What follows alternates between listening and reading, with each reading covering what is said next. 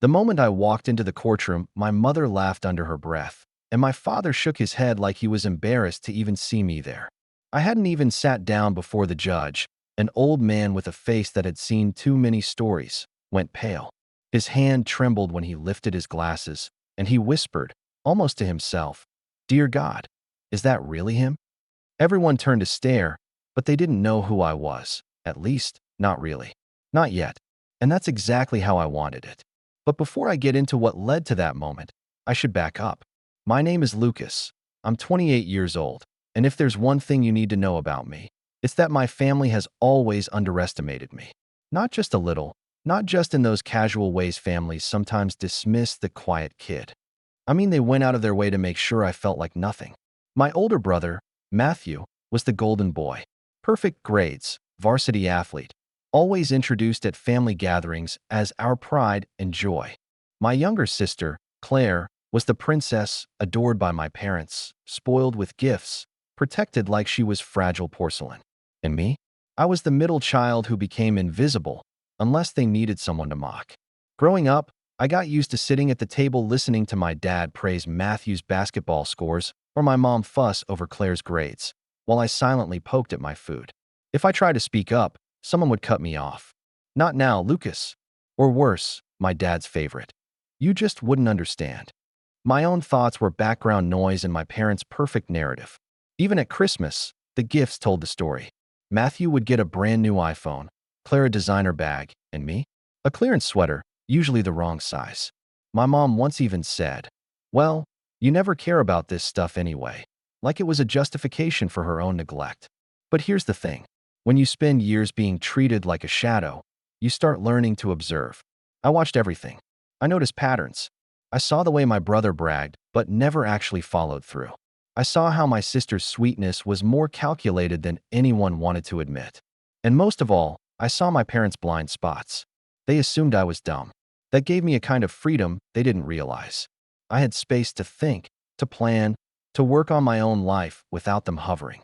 It hurt too much to be ignored, but in a twisted way, it gave me the quiet I needed to build something they never expected. The disrespect didn't just stop when I became an adult. If anything, it got worse. When I was 22, I started my own small business. Nothing flashy at first, just online consulting, a mix of IT troubleshooting and security work that grew out of side gigs in college. I poured everything into it. Late nights, endless research, cold calls, rejection after rejection until finally, it started paying off. Within 3 years, I was pulling in 6 figures. By 26, I'd scaled enough to hire a team, and suddenly I wasn't just surviving, I was thriving. But you wouldn't know it if you asked my family. They never bothered. They didn't even ask how I paid rent. My mom still referred to me as between jobs, and my dad once laughed and said, "Lucas probably fixes printers for a living." I didn't correct him. Why should I? Let them think I was nothing. The first big crack in the facade came 2 years ago at Thanksgiving. Everyone was gathered at my parents' house, like always, and my mom had just toasted Matthew for his promotion. I put that in quotes because, as I'd later find out, the promotion didn't exist. He'd been let go quietly, but my parents spun the story so no one would lose their precious golden boy image. Anyway, after the toast, Claire piped up about her new internship, and of course my mom swooned. Then, almost as an afterthought, she glanced at me and said, "And Lucas is well, still figuring things out. Aren't you, honey?" The whole table laughed. Matthew smirked. I felt my ears burn, but I smiled politely and just said something like that. What none of them knew was that I'd signed a deal that week that doubled my company's revenue. But why ruin their fun? I let them laugh. I let them believe I was stuck in the same place. That was their first mistake. Over the next year, the digs got worse. Claire came to me asking for money, just until payday. And when I said no, she called me selfish and told my parents I was hoarding cash. Matthew once tried to convince me to co-sign a loan for him, claiming it would help the family. I turned him down flat, and suddenly I was painted as the villain. My dad even called me one night and said, "You're abandoning your siblings. We're a family. Family helps family." I wanted to laugh at the hypocrisy. Where was that help when I was struggling? Where was the support when I was clawing my way up? But instead of arguing, I kept quiet. I told them I'd think about it. That was their second mistake, mistaking silence for weakness. The breaking point came this past summer. My grandmother passed away, and with her, the family estate became the center of attention. A sprawling house, land worth millions, and more importantly, the trust she left behind. My grandmother loved me, maybe more than anyone else in the family. She'd seen the way my parents treated me, and though she never called them out directly, she made it clear in private that she believed in me.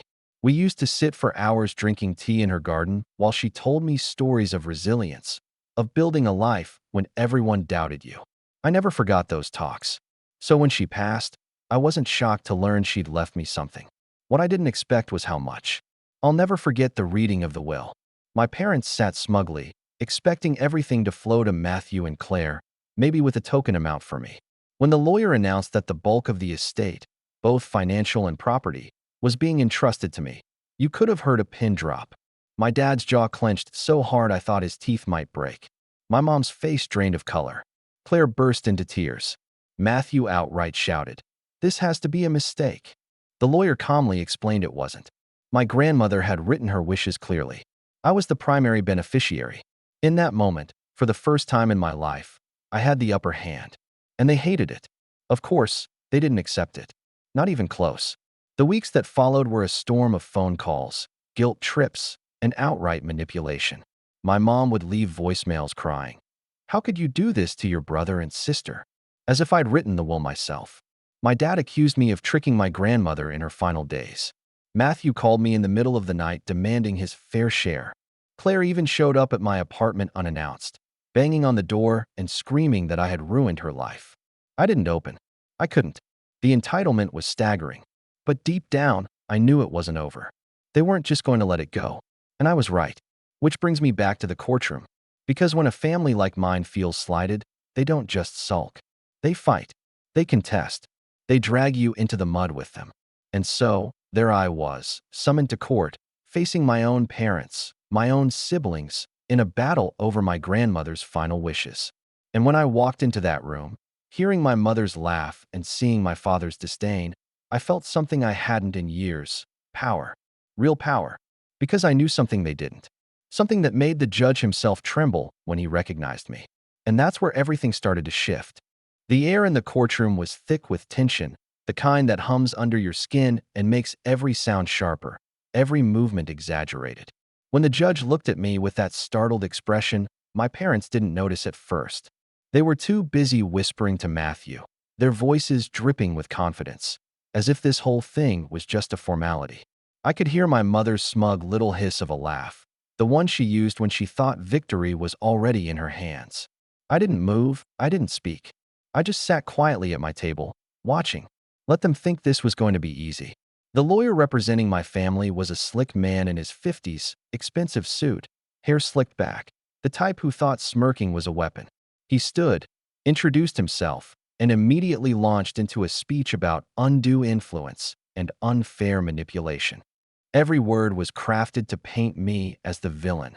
Me, the invisible son who supposedly had wormed his way into my grandmother's trust. He even suggested that I'd isolated her in her last years, as if I'd kept her locked away from the rest of the family. My mom dabbed fake tears from her eyes, nodding along with the performance, while Claire sniffled into a tissue like she'd been rehearsing for weeks. I should have felt angry, but mostly I felt detached, like I was watching actors in a play. Maybe that's what years of being dismissed does to you. You stop expecting fairness. Still, every lie they told added to the slow-burning fire in my chest. They were trying to erase every good thing I'd built with my grandmother, every quiet afternoon in her garden, every story she'd told me about resilience. Those memories were real, and they mattered, but here in this sterile courtroom, my family was trying to rewrite them into something sinister. Matthew was called to the stand first, and he strutted up there like he was giving a motivational speech. He looked the judge right in the eye and said, "My grandmother always loved us equally. She never would have singled Lucas out like this unless he pressured her." He paused dramatically, as if expecting gasps, then leaned in. "He's always been resentful, always jealous. This is just his way of finally getting back at us." I almost laughed. Jealous? Of what? Of his promotion that didn't exist? Of the years he coasted on praise while doing nothing meaningful with his life? But I kept my mouth shut. Let him dig his own grave. Then Claire took her turn. Her voice trembled, delicate and fragile, the perfect performance of a wronged little sister. Grandma promised me she'd help me with school. She told me she wanted me to have a good life. And then suddenly everything went to Lucas. It doesn't make sense. She sniffled loudly, glanced at my parents for reassurance, and added, he never even cared about family until there was money involved. That one stung, not because it was true, but because it was the exact opposite of the truth. I cared too much. I had spent years trying to be part of this family, trying to be noticed, included, loved. They were the ones who shut me out, who laughed at me, who minimized everything I did. And now, in front of strangers, they had the audacity to call me the heartless one. By the time my mom took the stand, I knew exactly how this show was going to play out. She sighed dramatically, clutching her tissue, and said, Your Honor, he's always been troubled. He doesn't like to admit it, but he's had difficulties since he was young. We tried to help him, we really did, but he pushed us away. And my mother, God rest her soul, she was vulnerable at the end. He must have convinced her. There's no other explanation. My father, when he spoke, didn't even bother pretending sadness. He leaned forward, voice sharp, every word a blade. This is about fairness. Lucas has never carried his weight in this family. He's never sacrificed, never supported anyone else. And now he wants to take everything for himself. That isn't right. That isn't what my mother-in-law wanted. The irony was so heavy it nearly crushed me. The same man who never once showed up for me, who ridiculed me for years, was now lecturing me about sacrifice. I wanted to stand up and shout, to lay out every moment of neglect, every time I'd been mocked or dismissed. But instead, I sat quietly, hands folded, waiting for my turn. Because I knew something they didn't. Something that made the judge pale when he recognized me. And I wasn't going to waste it on an outburst. As the testimonies continued, I noticed the small things. The way my mother avoided my eyes, afraid of what she might see there. The way Matthew's voice shook slightly when pressed on his so-called promotion. The way Claire clung to my mother's hand like a child, even though she was a grown woman. Their stories were rehearsed, polished, but brittle. If you looked closely, the cracks showed. And I was more than ready to press on those cracks until the whole thing shattered. Still, the favoritism was undeniable. Even in court, my parents treated Matthew and Claire like victims, like porcelain dolls who needed protecting. I was the villain in their story, the shadowy figure who had corrupted everything. When recess was called, my father leaned across the aisle and muttered, just loud enough for me to hear, You think you've won. You're nothing, Lucas. Always have been, always will be. My mother smirked beside him, whispering something to Claire that made her giggle. They wanted me to break, to lash out, to prove their story right. I didn't give them the satisfaction. I just smiled, because I could feel the tide turning, even if they couldn't. That night, back at my apartment, I couldn't sleep. My mind replayed every word they said, every lie, every accusation. I thought about the years of being dismissed, about the countless times I'd walked away from family gatherings with a pit in my stomach, wondering why I wasn't enough. I thought about the Christmas when my grandmother slipped me an envelope with a note that said, One day, they'll see who you really are. Be patient. I had tucked that note away in a drawer, unsure if it would ever come true. And now, sitting in the middle of this storm, I realized she'd been right. But patience only lasts so long. By the second day in court, the games escalated. My family's lawyer accused me outright of forging documents. Matthew swore he'd seen me coaching my grandmother in her last weeks. Claire cried so hard she had to be escorted out for a break. And my parents? They sat there, proud of the circus they'd created, convinced it was all going their way. The judge, though, kept stealing glances at me. His face was unreadable, but I caught the flicker of recognition again, the same whisper of unease he'd shown on the first day. He knew. He remembered. And my family had no idea. At one point, during a heated exchange, Matthew turned and sneered at me. You don't belong here, Lucas. You never have. You're just the spare, the mistake. And soon everyone will see that. The words hit harder than I wanted to admit. But instead of flinching, I leaned back in my chair and smiled again. Because soon, very soon, it wouldn't be me on trial anymore. It would be them. And when the judge finally cleared his throat, signaling that the next session would begin with my testimony, the whole room shifted. My parents straightened in their seats, ready to pounce on anything I said. Matthew smirked. Claire wiped her eyes dramatically. They thought they had me cornered. They thought I was about to crumble under the weight of their lies. What they didn't know was that I had spent years preparing for this moment. Years of silence, years of planning, years of watching. And now, with the whole courtroom waiting, I was finally ready to speak. When the judge called my name, the room hushed. I could hear the scrape of my chair against the polished floor as I stood, the soft rustle of papers being shuffled, and even the creak of the bench as the bailiff adjusted his stance. I walked slowly, deliberately, to the witness stand, feeling every pair of eyes on me. My mother's sharp gaze, Matthew's arrogant smirk, Claire's teary little performance. They were all waiting, hungry for me to falter. The oath was simple. Do you swear to tell the truth, the whole truth, and nothing but the truth? I said I did, and when I sat down, I let the silence hang for a moment before speaking. I loved my grandmother. I began, my voice steady. She was the one person in my family who treated me as if I mattered. We spent years together, afternoons in her garden, evenings drinking tea. She confided in me. She trusted me, and she made her wishes clear. My family's lawyer interrupted almost instantly. Wishes you convinced her of? Isn't that right? No, I said firmly, locking eyes with him. Wishes she had long before any of this. She chose me because she knew I would honor them. The back and forth began. Questions aimed to trip me up. Accusations slipped into every inquiry. Did I visit her alone? Yes, often. Did I ever talk about finances with her? Once or twice, at her request. Did I know about the will before she passed? No, I found out with everyone else. My answers were calm, measured, but I could feel the weight of my family's hatred pressing down on me with each word. And then, it happened. The betrayal that snapped something inside me. During a recess, as the court broke for lunch, my lawyer pulled me aside, his face unusually grim. "Lucas," he said quietly, "they've submitted new evidence. You need to see this." I frowned, confused, and followed him into the side room where he laid a folder on the table. Inside were pages of emails, hundreds of them. At first glance, they looked like messages I had supposedly sent to my grandmother, pleading with her, manipulating her, even threatening her. My chest tightened as I scanned the words, while rising in my throat. "I never wrote these," I whispered. "I know," my lawyer replied. "They're forgeries, but they're claiming they came from your account. They've already submitted testimony from an expert who will swear they're authentic." I felt the floor tilt under me. My own family had fabricated evidence, weaponized technology, and dug this knife into my back without hesitation.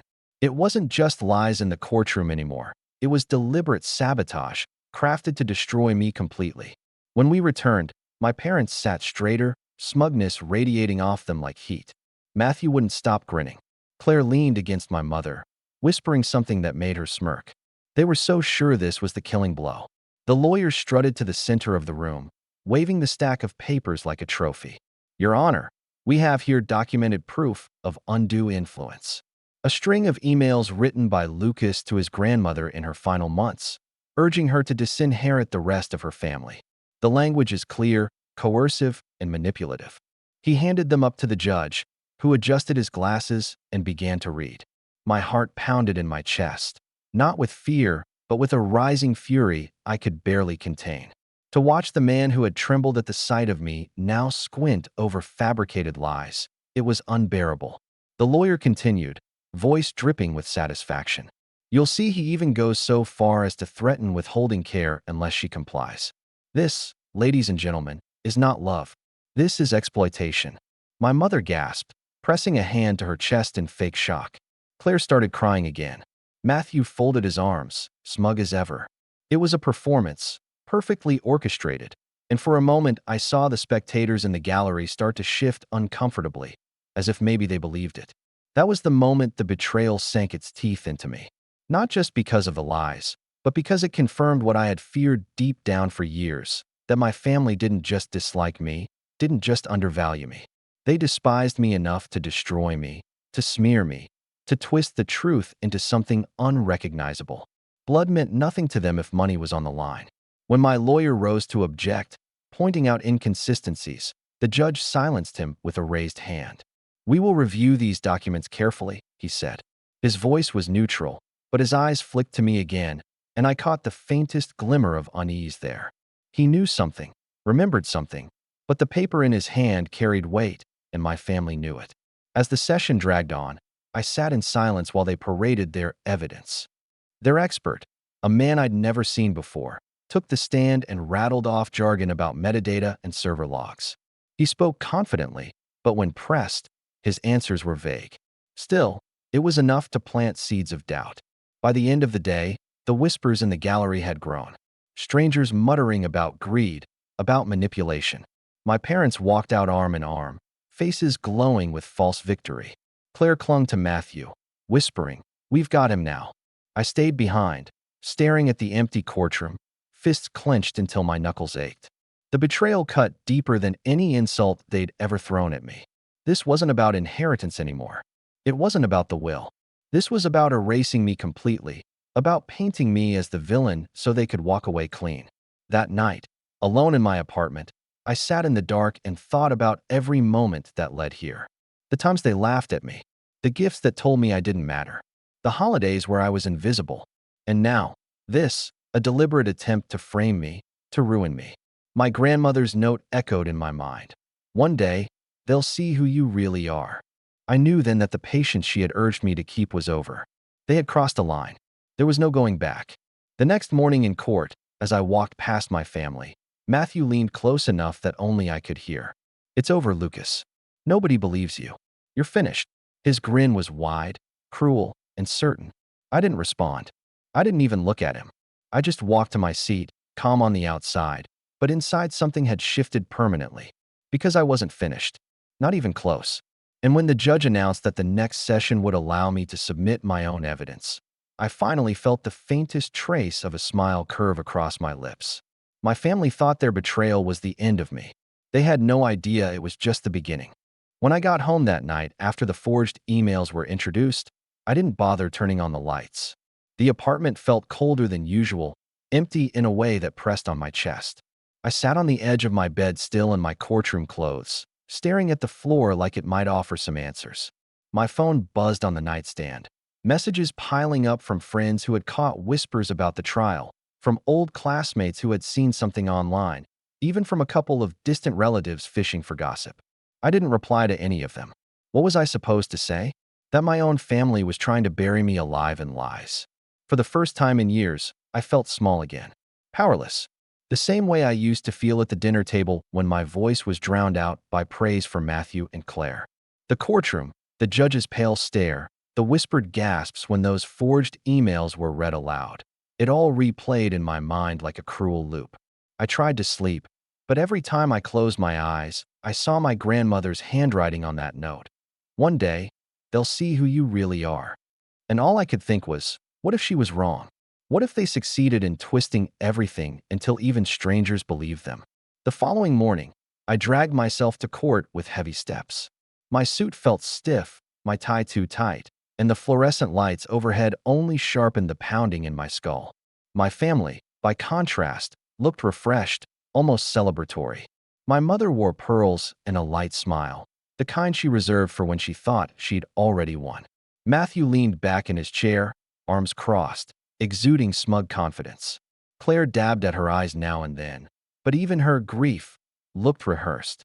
When the session began, the judge announced that the new evidence would be officially entered into consideration. My stomach twisted. Even though my lawyer objected, pointing out inconsistencies in the metadata and questionable chain of custody, the judge simply nodded and said, "We'll allow it for now." The gavel cracked against the wood, and in that moment it felt like my entire case had slipped further from my grasp. The rest of that day was brutal. Every argument my lawyer tried to make was countered by their polished narrative. Every time I thought we'd found a hole in their story, they shifted the focus. At one point, my father even stood and declared, "This isn't about money, it's about principle. My son has betrayed us all."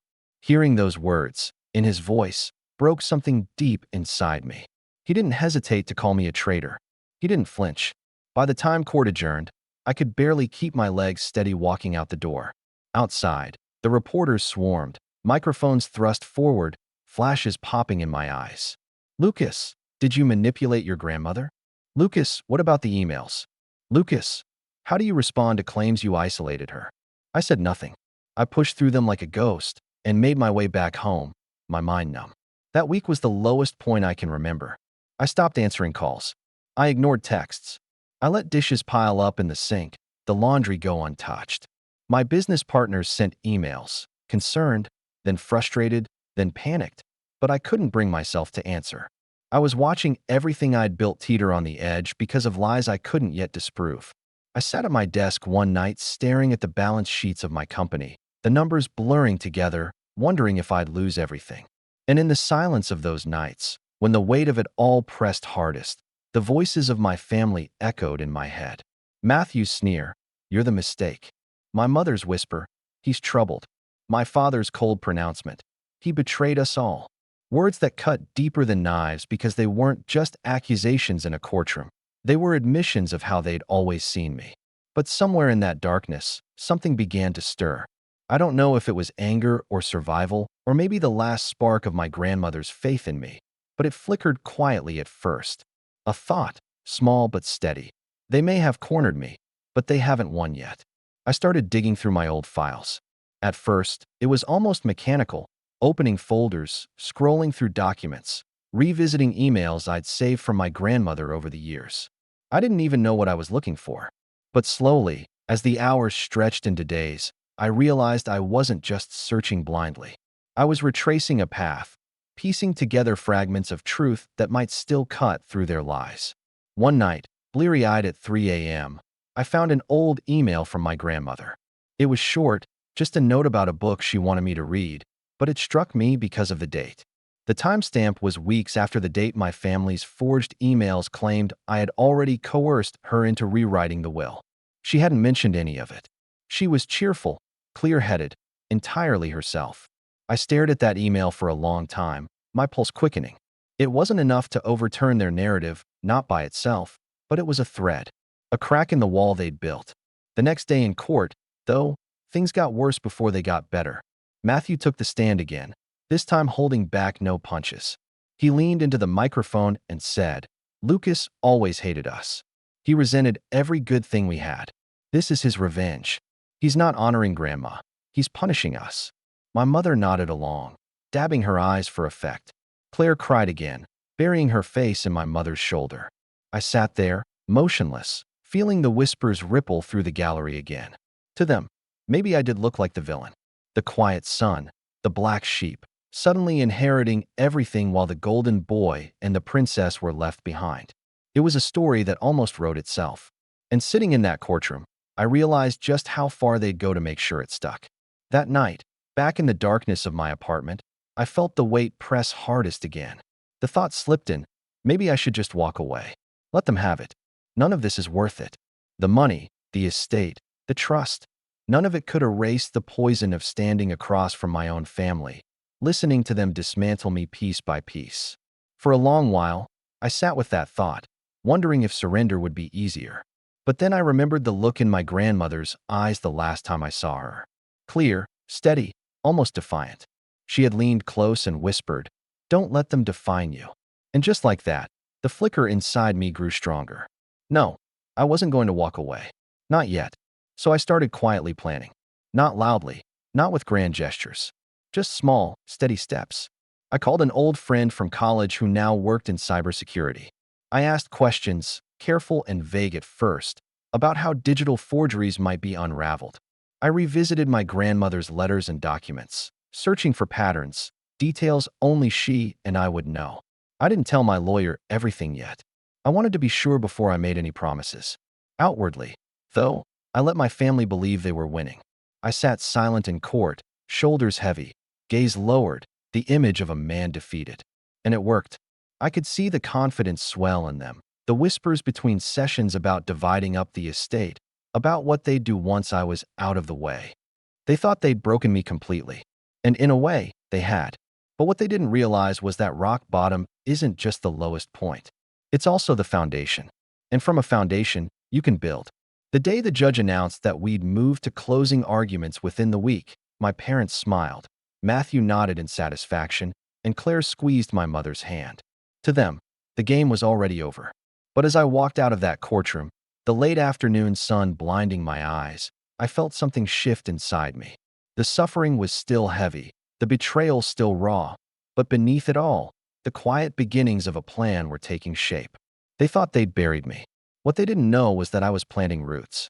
The morning after the judge announced that closing arguments were only a week away, I woke up with a strange kind of clarity.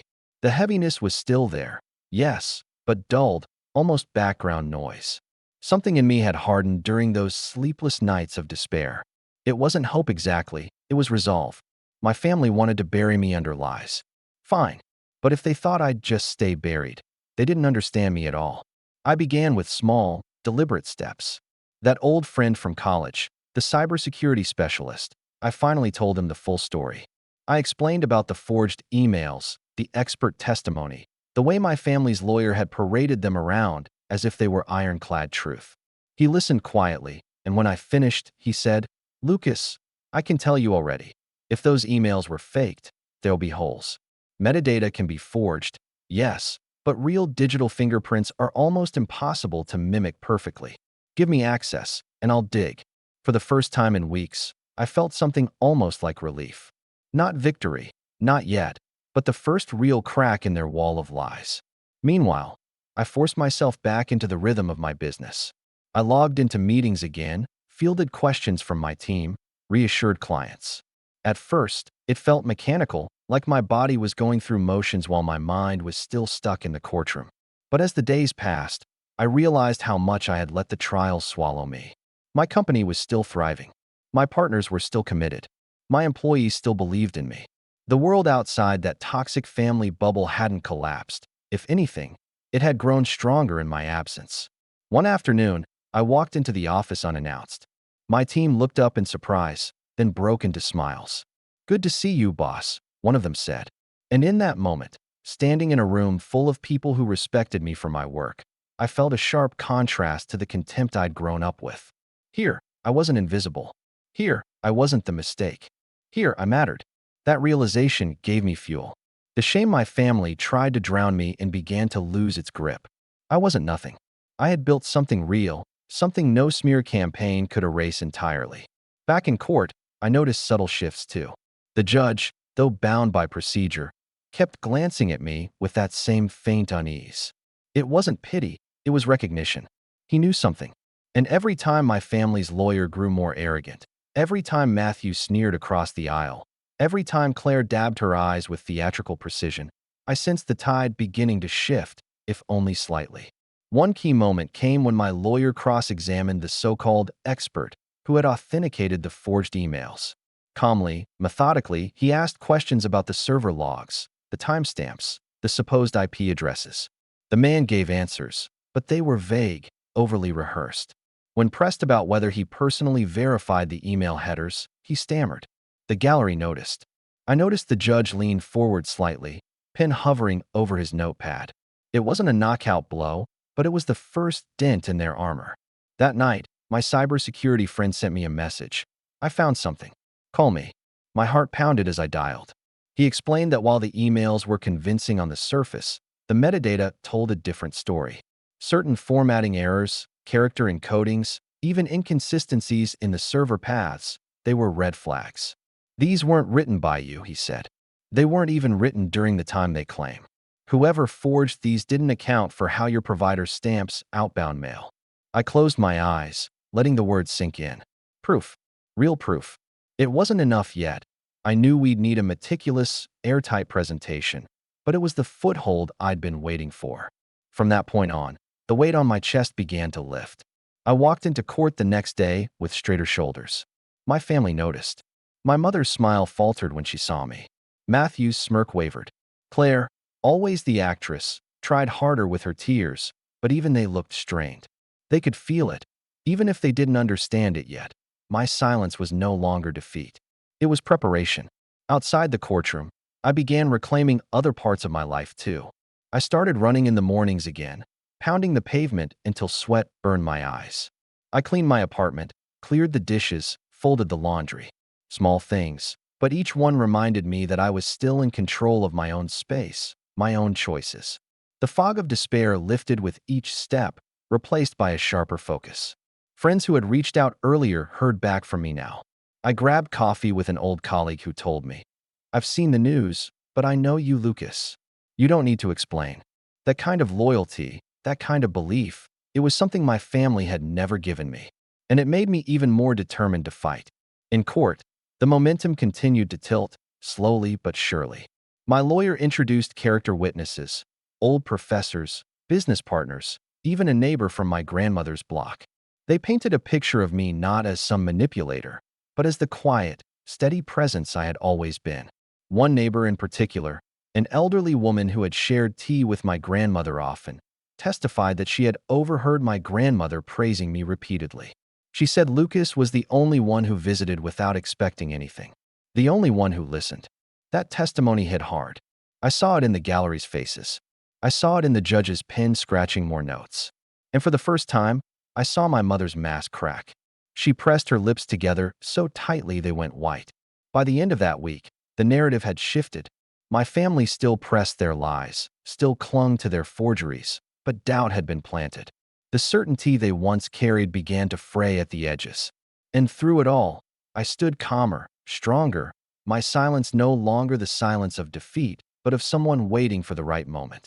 Privately, I continued working with my cybersecurity friend, compiling a report that detailed every inconsistency, every timestamp error, every impossible encoding. It was meticulous, technical, airtight. When I handed the draft to my lawyer, he read through it slowly, then looked up at me with something close to admiration. "Lucas," he said, "this could change everything." And still, I kept quiet in the courtroom. I let my family believe they were winning, that I was cornered, that the forged emails were the nail in my coffin. I sat through their sneers, their whispers, their smug glances, because I knew something they didn't, that their entire strategy was about to collapse under its own weight. But beyond the legal battle, something else was rising in me too. A confidence I hadn't felt in years. I wasn't just surviving anymore. I was building, reclaiming. Every run I took, every meeting I rejoined, every late-night conversation with allies reminded me that I wasn't defined by their lies. I was defined by what I had built, by the truth my grandmother had always seen. And as the week drew to a close, with closing arguments looming, I walked out of the courthouse into the sunlight and felt something I hadn't in months. Power. Not loud, not flashy, quiet, steady, unshakable. The kind of power my family had never given me, the kind I had forged myself. They thought they had stripped me down to nothing. Instead, they had revealed what I really was. And when the time came, I knew I would show them exactly what that meant. The closer we got to closing arguments, the more the tension in the courtroom turned electric. You could almost taste it in the air, like the charge before a thunderstorm. My family carried themselves with the same smug arrogance, but I could see the cracks widening. Matthew's jokes between recesses were forced now, his laugh a touch too loud. Claire's tears came quicker, less controlled, as though the performance was slipping. My mother fussed endlessly with her pearl necklace, her composure fraying at the edges. And my father, always the stern patriarch, snapped at Matthew once under his breath, a sharpness in his tone I'd never heard directed at the golden boy before. They still thought they were ahead, but their confidence wasn't the unshakable wall it had been. It was a mask, and I had spent a lifetime learning to see through masks. Meanwhile, behind the scenes, my quiet plan was taking shape. My cybersecurity friend, his name was Raj, had worked day and night digging through every byte of those forged emails. What he uncovered was more than I could have hoped for. "Lucas," he said one night over a video call, his voice tinged with both excitement and disbelief. "Whoever made these didn't just forge your words. They were sloppy. I found copy-paste artifacts in the source code. And here's the kicker. The machine they came from? It left behind an internal identifier. That identifier traces back to a device registered under your brother's name." For a moment, I just sat there, stunned, staring at the lines of code he shared on the screen. "You're saying—" "I'm saying," Raj interrupted, "that Matthew was either directly involved or reckless enough to let his own machine be used for this. Either way, we can prove the forgery, and we can trace it back to him." The words hit me like a tidal wave. Proof not only that I was innocent, but that my own brother, the golden boy, the pride of my parents, had been complicit in framing me. My hands tightened on the edge of my desk until my knuckles whitened.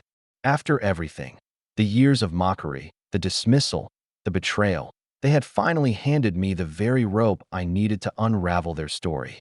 But I didn't rush. I knew better than to reveal my hand too early. Instead, I gave Raj instructions to compile a formal, detailed report, line by line, timestamp by timestamp, building an airtight case that couldn't be dismissed as speculation. At the same time, I reached out to another unlikely ally, my grandmother's attorney, the man who had drafted her will. I arranged a quiet meeting in his office, away from the eyes of my family. He greeted me with a solemn nod, his shelves lined with thick legal volumes, his desk neat and deliberate. "Lucas," he said, "I was wondering when you'd come." We spoke at length about my grandmother's intentions. He told me stories I hadn't even known, about how she'd defended me in conversations with him, about how she'd insisted that I was the only one who visited without asking for something. She was very clear, "Lucas," he said firmly. Her decision was deliberate, not coerced. If she were here, she would be devastated by what they're doing. When I left his office, I carried more than just his words. I carried copies of documents, notes she'd written in her own hand during the estate planning process. They weren't dramatic. They were simple, pragmatic notes, but they carried her voice, her reasoning, her intent. And intent, in a case like this, was gold. The more I gathered, the more I realized I wasn't just defending myself anymore. I was building a fortress of truth, while my family scrambled behind walls of lies. In court, I let the mask of defeat linger a little longer. My silence, my stillness, it fed their illusion. During one recess, I overheard Claire whisper to my mother, "He looks so beaten down." "It's almost over." My mother patted her hand, replying, "I told you. He was never strong enough." I walked past them without a word, but inside, the fire burned hotter. They truly believed I was finished, even as I sharpened the blade they'd handed me. But the real turning point, the moment I knew the stage was truly set, came 3 days before closing arguments. Raj called again, this time with a grin I hadn't seen since college. "Lucas, I've got the final report ready. It's bulletproof. Not only do we prove the emails were forged, but the digital trail traces back to an IP address registered at your parents' house." He paused for effect. "And the timestamps. They line up perfectly with the nights Matthew claimed he was working late." I felt my chest tighten, but not with fear this time, with exhilaration. They had built their entire case on those emails, strutted into court waving them like banners, and now I had the proof that not only were they fake, but that the forgery could be tied directly to them. I sat back in my chair, the weight of weeks lifting all at once. For the first time, I allowed myself to picture it. The moment their faces would shift, the smugness draining, the gallery gasping. The judge's pen scribbling furiously.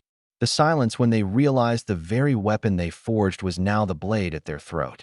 Still, I didn't let myself gloat. Not yet. There was work to do. My lawyer needed to integrate Raj's findings into a formal motion. We had to ensure every detail was airtight, every potential challenge accounted for. And while that work went on, I prepared myself in other ways. I started dressing sharper in court, not flashy, but precise. My suits pressed, my tie chosen carefully, my posture straighter. I wanted the visual contrast to be undeniable, their arrogance unraveling, my strength emerging. Outside the courtroom, I rebuilt my connections with quiet purpose. I met with my business partners, updated them on the truth behind the headlines, and secured their trust. I even reached out to a journalist I knew from years ago, someone who had once covered one of my company's early projects. I didn't give him the full story yet, but I dropped enough hints for him to start digging. My family wanted to play games in the shadows? Fine, but I wasn't going to stay in the dark anymore. Each night, I went for long walks through the city, thinking about my grandmother, about how she must have known this would happen, about how she had prepared me in her own quiet way. "Be patient," she had said. I realized now that patience didn't mean passivity. It meant waiting until the right moment to act. And that moment was almost here. The day before closing arguments, I stood outside the courthouse as the sun dipped low, painting the sky in streaks of gold and crimson. My parents walked past me, arm in arm, Matthew and Claire trailing behind. They didn't even glance at me.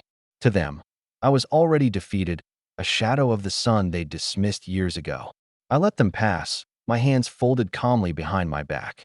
Because what they didn't know, what they couldn't possibly imagine, was that I had everything I needed now: proof, documents, allies, and a quiet confidence they had never seen in me before. Tomorrow, the storm would break. The morning of closing arguments, I woke up before dawn. The city outside was still wrapped in silence, the streets dark except for the occasional flicker of a street lamp. I stood at my window, coffee in hand, and for the first time since this nightmare began, I felt still. Not calm, exactly. There was a thrum of anticipation in my chest, but steady, like the pieces had finally locked into place. When I walked into the courthouse, my family was already there. My mother wore a pale suit, pearls gleaming under the fluorescent lights. My father stood stiff beside her, jaw set, projecting the kind of authority he'd always wielded like a weapon. Matthew leaned against the wall with his arms crossed, that same smirk plastered on his face. Claire clung to my mother's arm, dabbing her eyes with a tissue even before proceedings began. To anyone else, they looked composed, unified, but I'd spent my entire life watching them.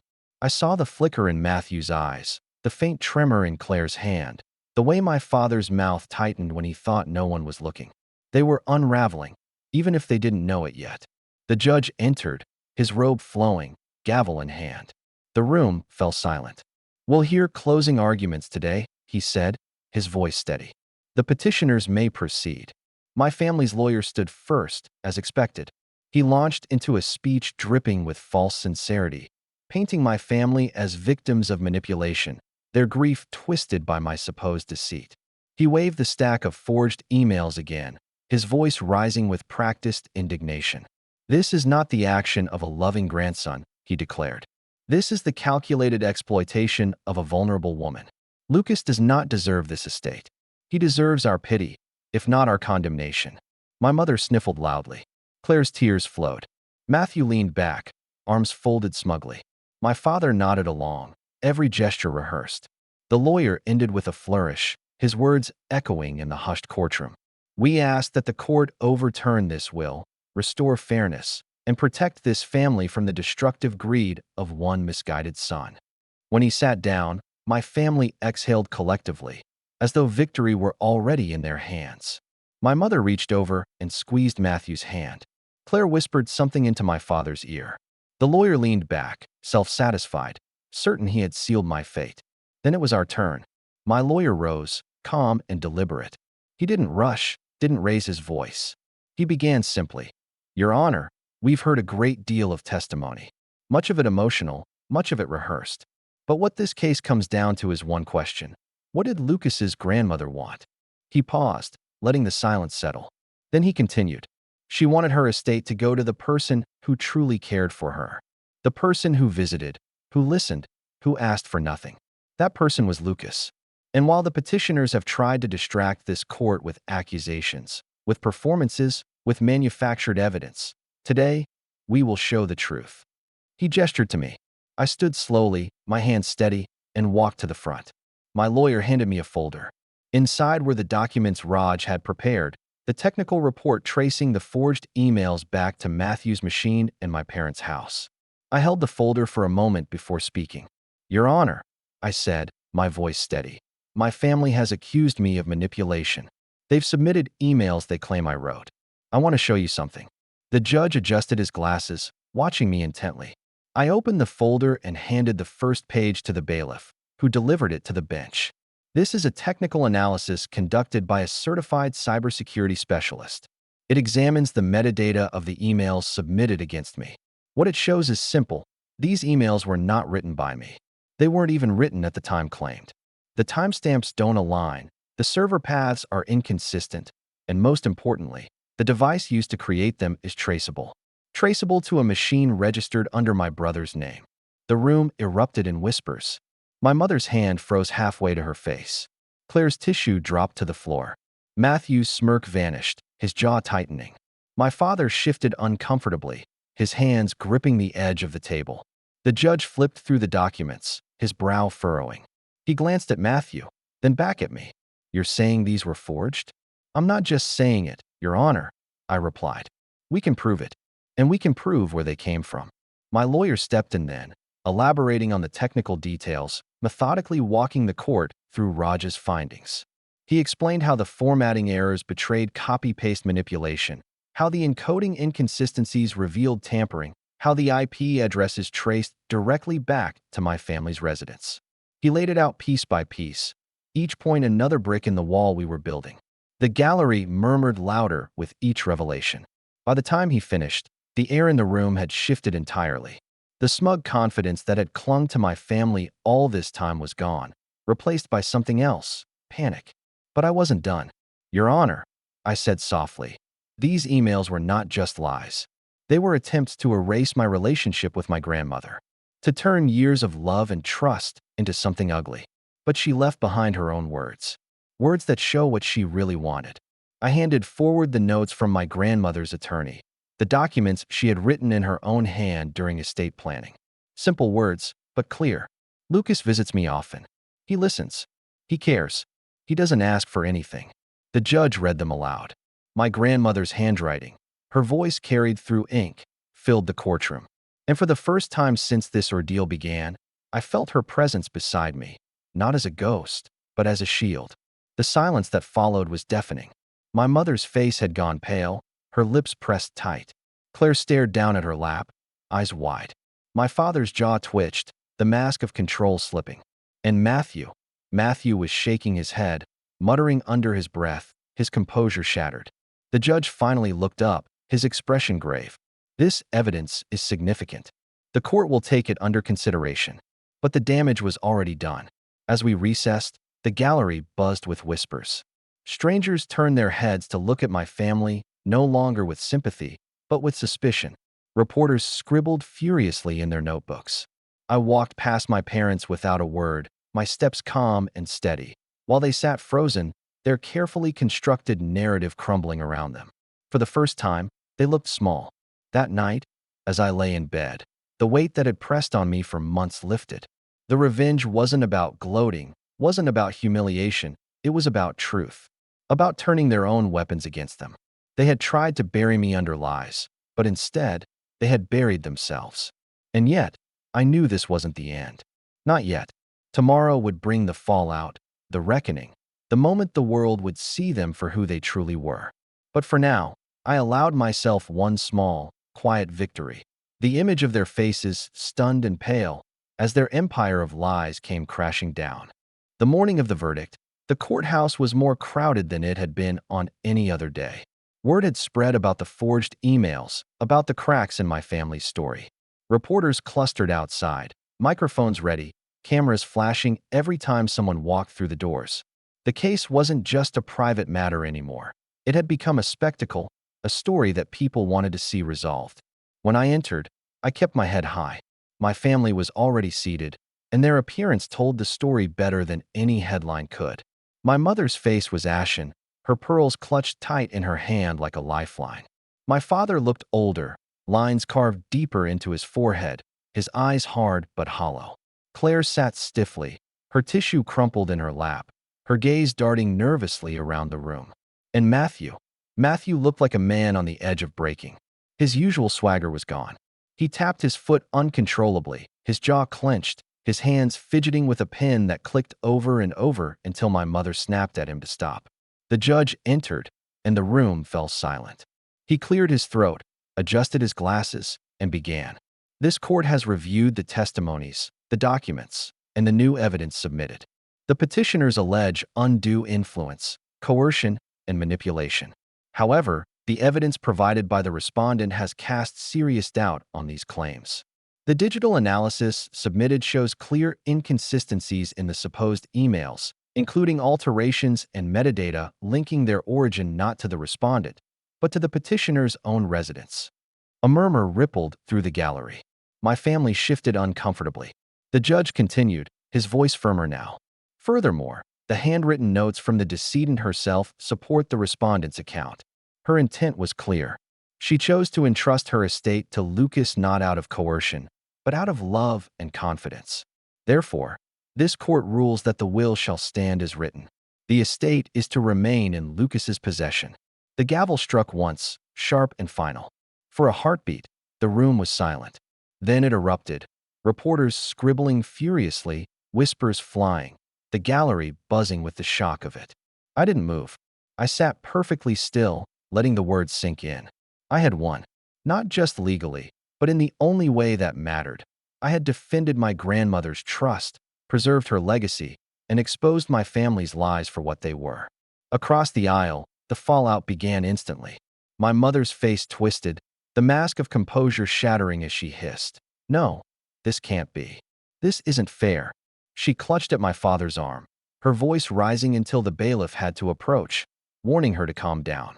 My father sat rigid, his lips pressed into a thin, bloodless line.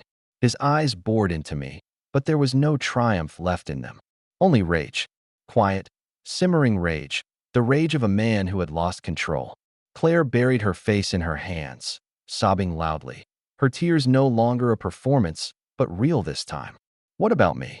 What am I supposed to do?" she cried, her voice breaking. But it was Matthew who fell the hardest. He stood abruptly, knocking his chair back, his voice cracking as he shouted, "This is a lie. All of it.